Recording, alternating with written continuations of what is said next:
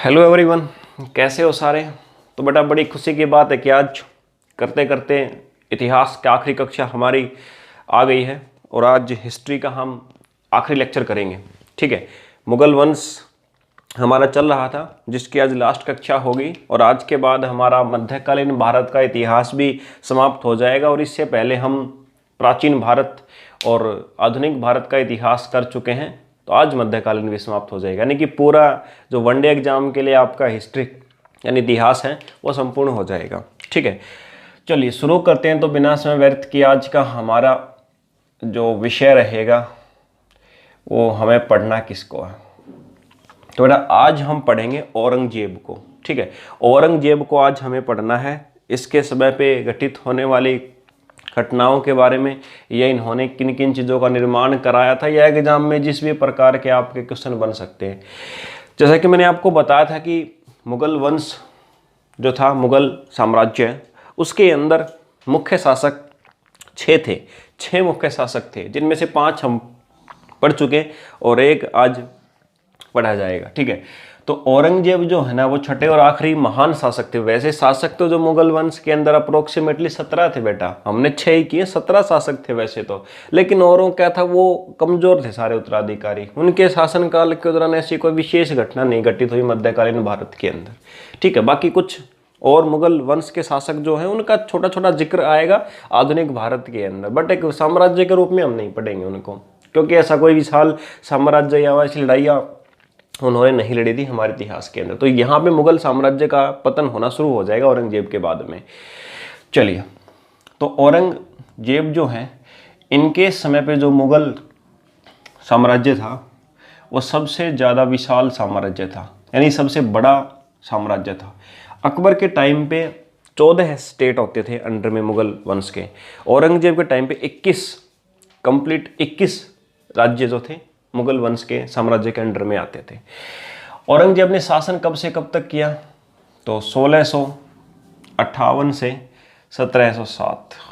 1658 से 1707 ये टाइम था जिन तक इन्होंने शासन किया। जैसा कि मैंने बताया था, 1658 में औरंगजेब को लगा कि उनके पिता शाहजहां जो हैं वो अपना शासन दारा शिकोह इनके बड़े भाई को सौंपने वाले हैं, इसलिए इन्होंने आक्रमण कर दिया और दारा शिकोह से 2 लड़ाइयाँ लड़ी, जो कि मैंने आपको बताया था। और इन्होंने शाहजहां को कैद कर लिया और उनको हरा दिया और अपने अंडर में शासन को ले लिया।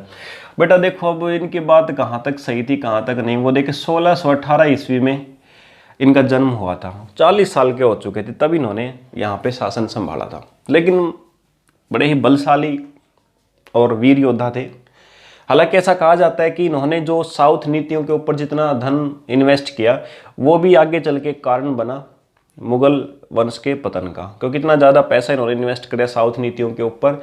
और उत्तर जब ये साउथ नीति में कामयाब तो रहे हालांकि, लेकिन उत्तर भारत के अंदर विद्रोह होने लग गए, इसलिए उन्होंने साउथ को छोड़ के वापस उत्तर भारत के अंदर ही आ गए थे।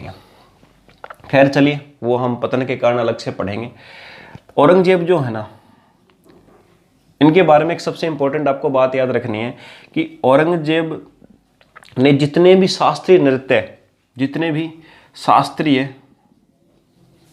संगीत बोल दो या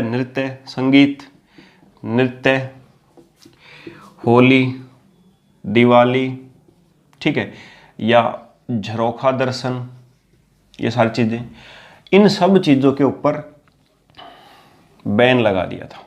होली, दिवाली, नृत्य, शास्त्रीय संगीत, इन सब के ऊपर उन्होंने बैन लगा दिया था। लेकिन याद रखें, इन्हीं का शासनकाल के दौरान शास्त्रीय संगीत या शास्त्रों के ऊपर सबसे ज़्यादा साहित्य रचित किया गया, यानी सबसे ज़्यादा शास्त्रीय किताबें रची गई किनके टाइम पे, औरंगजेब के टाइम पे। हालांकि सब बैन था लेकिन छुप छुप कर सब किताबें रची गई। औरंगजेब स्वयं खुद भी वीणा बजाता था। और वीणा क्या है, भारत का सबसे प्राचीनतम वाद्य यंत्र। ठीक है, वीणा क्या है, भारत का सबसे प्राचीनतम वाद्य यंत्र है। वैसे वर्ल्ड का सबसे प्राचीनतम वाद्य यंत्र कौन सा है, बांसुरी। ठीक है, बांसुरी विश्व का सबसे प्राचीनतम वाद्य यंत्र है, ये भी आप याद रखिएगा। चलिए, इसके बाद एक बात और याद रखिए कि सबसे ज़्यादा मंदिर किसने तोड़वाए, वो भी औरंगजेब ने ही तोड़वाए।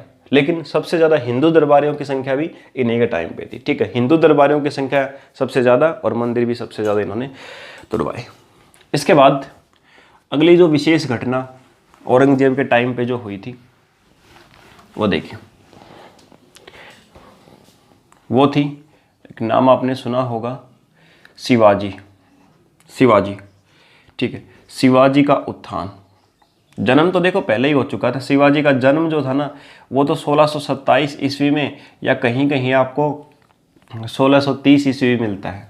तो ये दोनों में से कोई भी एक डेट मिलती है आपको, 1627 ज़्यादा सही है। तो 1627 के अंदर इनका जन्म हुआ था, लेकिन इनका उत्थान हुआ था औरंगजेब के टाइम पे। शिवाजी जो है, इनका जन्म कहाँ पे हुआ था, तो सियोनर फोर्ट, सियोनर किला है वहाँ पे इनका जन्म हुआ था, महाराष्ट्र के अंदर। इनकी माता का नाम क्या था, माता का नाम था जीजाबाई। ठीक है, और पिता जैसा कि आपने नाम सुना ही होगा, शाह जी भोसले। ठीक है, शाह जी भोसले। तो शिवाजी का नाम भी पूरा शिवाजी शाह जी भोसले कहा जाता है, तो इनके पिता के नाम। अब अगली बात इनके गुरु के बारे में। तो गुरु, इनके पहले गुरु थे दादा कर्णदेव, दादा कर्णदेव। उसके बाद दूसरे इनके गुरु बनाए इन्होंने युवावस्था में रामदास। ठीक है, गुरु रामदास। इसके बाद इन्होंने इनको बनाया। चलिए, शिवाजी जो थे इन्होंने क्या किया था, महाराणा प्रताप जो है ना, नाम आपने पीछे सुना था, एक युद्ध भी आपने पढ़ा था। तो महाराणा प्रताप ने एक युद्ध की नीति चलाई थी, गोरिल्ला वारफेयर, गोरिल्ला युद्ध की नीति चलाई थी, जिसमें छुप कर पेड़ों पे या आप मानो कि पहाड़ियों की छोटी छोटी शिलाओं के पीछे छिप करके वार करते थे। तो महाराणा प्रताप ने उसको चलाया था, शिवाजी ने उसको और आगे बढ़ाया। ठीक है, उसको और विस्तारित किया। कई बार एग्जाम के अंदर आपसे पूछता है गोरिल्ला वारफेयर किसने चलाया, तो वहाँ पे महाराणा प्रताप ऑप्शन में नहीं दिया जाता, वहाँ पे आप शिवाजी लगा सकते हो। ठीक है, याद रखिएगा। तो महाराणा प्रताप के गोरिल्ला वारफेयर को इन्होंने आगे बढ़ाया था। और भी अब मुगलों के साथ इनका संघर्ष चलता ही रहता था, आप जानते हो। ठीक है, तो इसी संघर्ष का एक परिणाम था 1665 ईस्वी की एक संधि हुई थी, जिसको कहा जाता है पुरंदर की संधि। पुरंदर की संधि जिसको कहा जाता है। ठीक है, तो इस संधि के दौरान क्या हुआ, इस संधि किस किस के बीच हुई, सबसे पहली बात तो याद रखें, ये जो संधि थी ना, ये मुगलों की तरफ से कौन थे, मिर्जा राजा जयसिंह, मिर्जा राजा जयसिंह मुगलों की तरफ से, और इधर से शिवाजी, इन दोनों के बीच हुई थी। ठीक है, पुरंदर की संधि। और इस संधि के अंदर क्या हुआ था, शिवाजी जिन्होंने मुगलों को परेशान कर रखा था, उन्होंने अधीनता स्वीकार कर ली। शिवाजी ने मुगलों की अधीनता स्वीकार कर ली, लेकिन मुगलों अपने औकात पे आ गए। उन्होंने शिवाजी को न्योता दिया अपने साम्राज्य में आने का, शिवाजी वहाँ पे गए। उन्होंने क्या किया, शिवाजी को कैद कर लिया, शिवाजी को उन्होंने कर लिया कैद इस संधि के बाद भी। ठीक है, वैसे ये इसके ऊपर एक मूवी भी बनी हुई है, तानाजी द अनसंग वॉरियर, अगर आपने देखा हो तो उसके अंदर 1665 के अंदर ही पुरंदर की संधि में जो मराठों के हाथों से कुछ आपके गए थे जगह, कुछ क्षेत्र, उसमें कोंढाना के ऊपर वो मूवी बनी हुई है। ठीक है, तो यू मस्ट सी, आपको जरूर देखनी चाहिए ताकि आपको ज्ञान हो इतिहास का। चलिए, अब दोबारा से यहीं पे आते हैं। तो शिवाजी को इन्होंने कैद कर लिया, लेकिन शिवाजी अपनी रणनीतिक चाणक्य नीति से क्या किया, उन्होंने 1666 में शिवाजी वहाँ से भाग निकले। ऐसा कहा जाता है कि एक फलों की टोकरी के अंदर फलों को बाहर कर दिया, फलों की टोकरी के अंदर खुद बैठ गए और वो उनके साम्राज्य से बाहर निकल कर आ गए थे। ठीक है, ऐसा कहा जाता है। तो 1666 में कुल मिला के बात ऐसी कि वो भाग गए थे वहाँ से। इसके बाद 1674 के अंदर क्या हुआ, 1674 में शिवाजी का राज तिलक हुआ। ठीक है, मराठों के सरदार के रूप में शिवाजी का राज तिलक हुआ 1674 के अंदर। तो शिवाजी का राज तिलक हुआ। राज तिलक किसने किया, इनके गुरु रामदास ने। ठीक है, और कहाँ पे किया, इनकी राजधानी थी शिवाजी की रायगढ़ महाराष्ट्र के अंदर, वहाँ पे इनका राज तिलक किया गया। ठीक है, और राज तिलक के बाद इन्होंने एक उपाधि ली छत्रपति की। तो इसके बाद वाले जो उत्तराधिकारी थे वो भी अपने आप को छत्रपति कहने लगे, जैसे इनके लड़के संभाजी, छत्रपति संभाजी कहते हैं जिनको। ठीक है, उनकी बहुत महान कहानियाँ हैं। चलिए, खैर अभी तो यहीं पे आते हैं।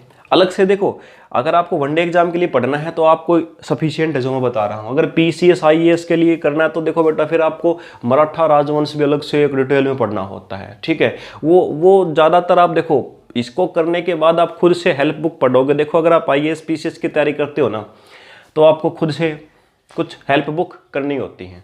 वो बुक्स के नाम भी मैं आपको बता दूंगा, कॉन्टैक्ट नंबर आपके पास है, जो भी बच्चा तैयारी कर रहा था बुक्स के नाम आपको बता सकता हूँ, तो आप पूछ लीजिएगा। तो वो बुक्स आपको अलग से पढ़नी पड़ती हैं, ठीक है। तो वहाँ से पूरा मराठा राजवंश हो जाता है। लेकिन अगर आप क्लास करोगे तो क्लास के अंदर आपको, चाहे किसी भी एग्जाम के लिए करोगे, तो आपको जिस समय पे जो चीज़ें लिंक हैं टॉपिक से आपको वही बताई जाएंगी, और जो एग्जाम में पूछी जाती हैं वो सारी चीज़ें। अभी मराठा के बारे में, यहाँ तो मैंने सिर्फ शिवाजी के बारे में बताया, लेकिन मराठों के बारे में जो विशेष रूप से जो युद्ध हुए थे, जितने आंग्ल मराठा युद्ध, वो सारे के सारे आधुनिक भारत के अंदर मैं आपको पहले ही करवा चुका हूँ, ठीक है। तो इसके बाद जब आप आधुनिक भारत देखोगे तो आप उसके अंदर आपको समझ में आ जाएगा मराठों के इतिहास के बारे में सारा का सारा। चलिए, तो छत्रपति की उपाधि ली। इसके बाद एक चीज़ आप याद रखिएगा, 1680 ईस्वी में इनकी मृत्यु हो गई थी। शिवाजी जो है, इनकी मृत्यु कब हो गई थी? 1680 ईस्वी के अंदर इनकी मृत्यु हो गई थी। चलो, इसके बाद अब आप याद रखिएगा, इनके शिवाजी के अंडर में जो टैक्स थे, 3 टैक्स लगते थे जब शिवाजी के साम्राज्य के अंडर में। वो कौन कौन से थे? एक तो देखिए पतदाम, एक चौथ, और एक सरदेशमुखी। सरदेशमुखी, चौथ का मतलब 1/4 भाग टैक्स के रूप में लेना, सरदेशमुखी का मतलब 1/10 हिस्सा लेना, पतदाम का मतलब विधवाओं पर। तो ये विधवाओं पर लगता था। चौथ जो नए राज्य जीते जाते थे ना, नए राज्य, उनके ऊपर लगता था, और पुराने राज्यों के ऊपर लगता था सरदेशमुखी। ये 3 टैक्स आप याद रखेगा जो मराठों के अंडर में लगाए जाते थे। चलिए, तो ये शिवाजी के बारे में कुछ बातें आपने देखी। जैसा कि मैंने बताया, जन्म, मृत्यु और उत्थान कब हुआ औरंगजेब के टाइम पे, और एक ये संधि आप पुरंदर वाली याद रखेगा, बहुत ही इंपॉर्टेंट थी, और मराठों के लिए वैसे शर्मनाक चीज़ थी वो, लेकिन उसके बाद भी संभल गए। और इसके बाद एक ऐसा टाइम आया दोबारा से कि मराठों ने पूरे भारत के ऊपर एक बार तो अपना परचम लहरा दिया था, ठीक है। तो वो आप आधुनिक भारत में पढ़ोगे। अभी मैं इसके बाद बताता हूँ कि औरंगजेब ने और क्या क्या किया। तो औरंगजेब ने इसके बाद क्या किया? औरंगजेब ने इसके बाद 1674 ईस्वी में सिखों के 9वें गुरु तेग बहादुर जो है, उनकी हत्या करवा दी, ठीक है। गुरु तेग बहादुर की हत्या करवा दी 1674 में, सॉरी 75 में करवाई थी शायद, ये 75 में। और इन्हीं के बेटे थे गुरु गोविंद, आप जानते हैं गुरु गोविंद थे इन्हीं के बेटे। और गुरु गोविंद जी ने क्या किया? 1699 में एक ग्रंथ तैयार करवा दिया जिसको कहा गया दल ए खालसा, ठीक है, यानी 10 गुरुओं की वाणी। इन्होंने, गुरु गोविंद सिंह ने कहा कि आगे सिख धर्म के अंदर गुरु नहीं होंगे, सिर्फ गुरु के रूप में ये 10 गुरुओं की वाणी जो है ना, ये काम करेगी, ठीक है। तो दल ए खालसा गुरु गोविंद सिंह ने कब? 1699 ईस्वी के अंदर इसको रचित किया, इस ग्रंथ को। तो ये भी आप याद रखिएगा, ठीक है। चलिए, इसके बाद इसको अरेंज करता हूँ एक बार।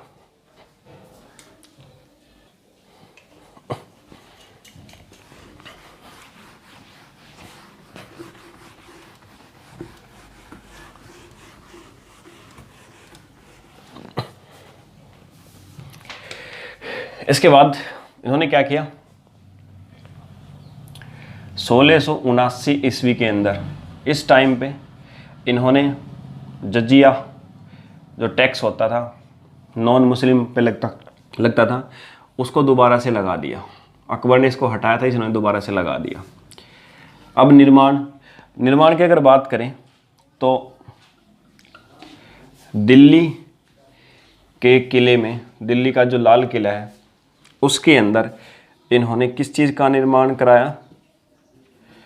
मोती मस्जिद या पर्ल मॉस्क जिसको हम कह सकते हैं, ठीक है, पर्ल मॉस्क या मोती मस्जिद। इसके अलावा इन्होंने मथुरा के अंदर एक ज्ञानव्यापी मस्जिद, ज्ञानव्यापी मॉस्क, उसका निर्माण भी कराया, ठीक है। ज्ञानव्यापी मस्जिद या ज्ञानव्यापी मॉस्क, उसको भी इन्होंने बनवाया। इसके अलावा इन्होंने एक जिसको कहा जाता है सेकंड ताजमहल, ठीक है, या इसी का नाम है बीबी का मकबरा। सेकंड ताजमहल या बीबी का मकबरा, जो इन्होंने अपनी पत्नी रबिया उद दौरानी, रबिया उद दौरानी के याद में बनवाया था। वैसे वो औरंगजेब के बच्चा जो था ना, उसका पुत्र आजम शाह, वैसे उसने बनवाया था वो, ठीक है। ये भी आप याद है, सेकंड ताजमहल इसको कहा जाता है क्योंकि बिल्कुल ताजमहल के जैसा ही है। और ये बनवाया कहाँ पे गया? औरंगाबाद महाराष्ट्र के अंदर, औरंगाबाद महाराष्ट्र के अंदर। इसके बाद एक लास्ट बात, 1707 ईस्वी के अंदर औरंगजेब की हो गई डेथ, मृत्यु हो गई औरंगजेब की। और कहाँ पे हुई? ये हुई अहमदनगर महाराष्ट्र, अहमदनगर के अंदर हुई, ठीक है। और इनका जो मकबरा है ना औरंगजेब का, वो कहाँ बनवाया गया? खुलदाबाद, खुलदाबाद महाराष्ट्र के अंदर ही बनवाया गया, ठीक है। खुलदाबाद महाराष्ट्र के अंदर ही इनका मकबरा बनवाया गया। तो ये सारी चीज़ें आप याद रखेंगे औरंगजेब के बारे में।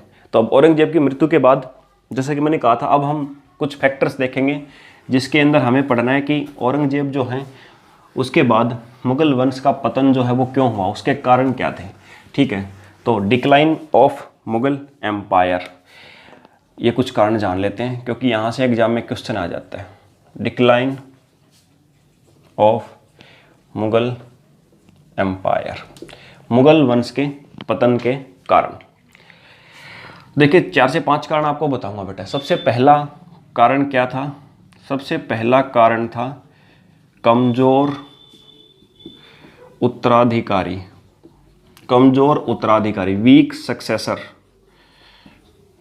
वीक सक्सेसर, कमजोर उत्तराधिकारी। जैसा कि मैंने बताया था कि 6 शासक ऐसे थे जो कि बलवान थे, वीर थे, लेकिन इनके बाद के जो उत्तराधिकारी थे उन्होंने शासन को छोड़ करके सिर्फ इस चीज़ के ऊपर ध्यान दिया कि अपने आराम के लिए या भोग विलास के लिए वस्तुओं का किस प्रकार से प्रयोग किया जाए। तो ये सबसे पहला कारण था। दूसरा, विदेशी आक्रमण, विदेशी आक्रमण, ठीक है, फॉरेनर इन्वेडर्स। तो विदेशी आक्रमण, जैसे कि आपको एक बताऊं मैं, इंपॉर्टेंट जो हुआ था, नादिर शाह, नादिर शाह ने जो आक्रमण किया था 1739 में किया था इन्होंने, और करनाल की लड़ाई लड़ी थी इन्होंने। और किसके साथ? मुगल बादशाह मोहम्मद शाह के साथ। और इन्होंने, जैसा कि आपको पता है कि एक तख्त ताउस बना हुआ था जिस पर कोहिनूर लगा था, तो नादिर शाह ने, जिसको मयूर सिंहासन भी कहते हैं, नादिर शाह ने उस तख्त ताउस को तोड़ा, मयूर सिंहासन को तोड़ा और कोहिनूर वहाँ से चुरा के ले गया था, ठीक है। तो ऐसे विदेशी आक्रमण हुए जिन्होंने ईंट से ईंट बजा दी, किसकी? मुगल वंश की। इसके अलावा तीसरा, यूरोपियन कंपनीज, यूरोपियन का आगमन, यूरोप कंट्रीज के अलग अलग कंपनियां आई, तो उनके आगमन ने बिल्कुल ही तोड़ कर रख दिया इसको, ठीक है। कौन कौन सी कंपनियां आई? देखिए, सबसे पहले 1498 के अंदर पहली बार कौन आया था? विदेशी कंपनियां, पुर्तगाली आए थे, ठीक है। और पुर्तगालियों में भी सबसे पहला आदमी कौन आया था? जिसको कहा जाता है Vasco D gamma, Vasco D gamma पहला पुर्तगाली आया था। दूसरा कौन आया था? अल्मेडा।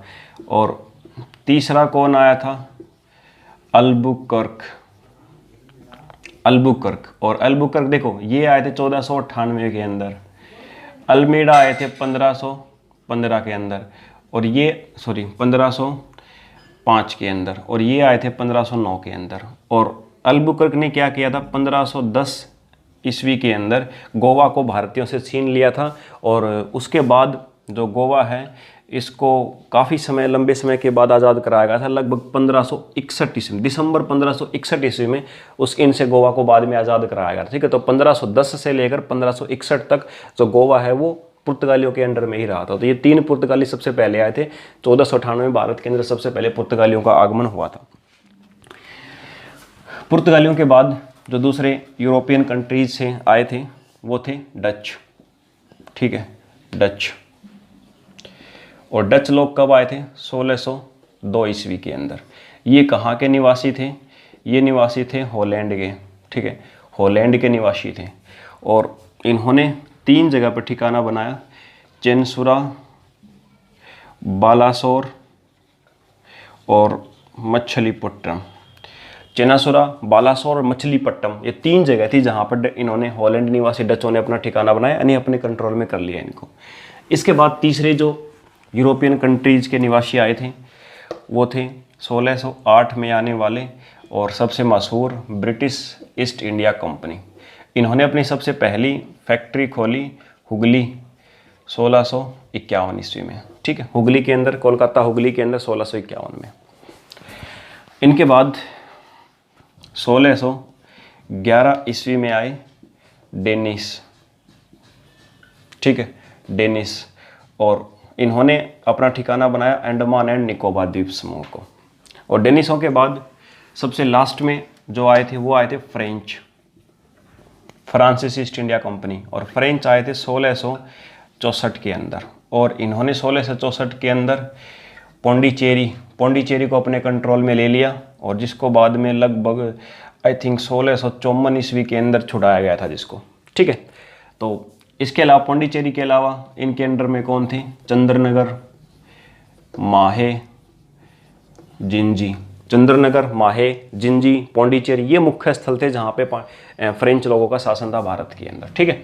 तो इतने सारे ये थे आपके जो विदेशी आक्रमण जिनको मैंने बताया, जिन्होंने भारत के अंदर आक्रमण किया, और इन्होंने क्या किया? कमज़ोर किया किसको? मुगलों को।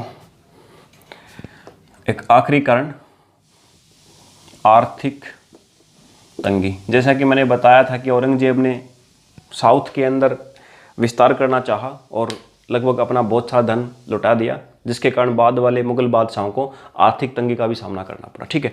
तो ये बेटा आपका था जो मुगल वंश, हमारा एक मुगल वंश के अंदर जो महान शासक थे उनको हमने पढ़ा, तो यहीं तक आपको पढ़ना है मुगल वंश के अंदर। इसके अलावा जो छोटे मोटे शासक थे उनका जिक्र आएगा आधुनिक भारत के अंदर। तो ये हमारा इतिहास कंप्लीट होता है बेटा। एंशिएंट हिस्ट्री और मॉडर्न हिस्ट्री में आपको पहले ही करवा चुका, मेडाइवल वाला मैंने अभी कंप्लीट करवा दी।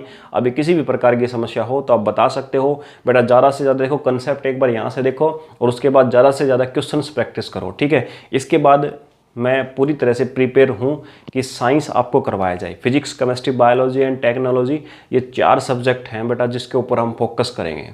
तो सारे बच्चे जुड़ के रहें, हिस्ट्री, इतिहास को एक बार कंप्लीट करें, क्वेश्चंस को प्रैक्टिस करें, और जल्दी ही मैं साइंस का कंप्लीट रेलवे जो एनटीपीसी है, दिल्ली पुलिस है, जितने भी एग्जाम बेटा साइंस के अंदर आप मान लो छोटे से लेकर पीसीएस, यूपीएससी तक का एग्जाम आप दे दोगे, कंबाइंड साइंस में आपको करवाऊंगा, ठीक है। तो मिलते हैं बेटा अगली क्लास के अंदर।